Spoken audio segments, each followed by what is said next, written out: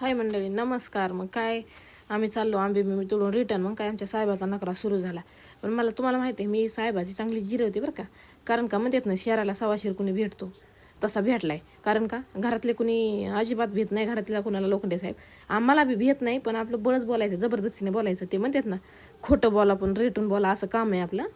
गाडी घेऊन चालली होते, मग त्यांना म्हटलं चला बडबड बडबड करावं थोडंसं. मग बडबड करायला गेली ती काय, पण खरं सांगू शेवटला मारच खाल्ला राव मी. मग काय मध्ये मध्ये मिरचुली करीत होती, तिथं लय नखरा करती. तिला तर न गावाकडे गेले असं वाटतं काय करावं काय नाही. मिरचुलीचा आमच्या नकरा चालू होता.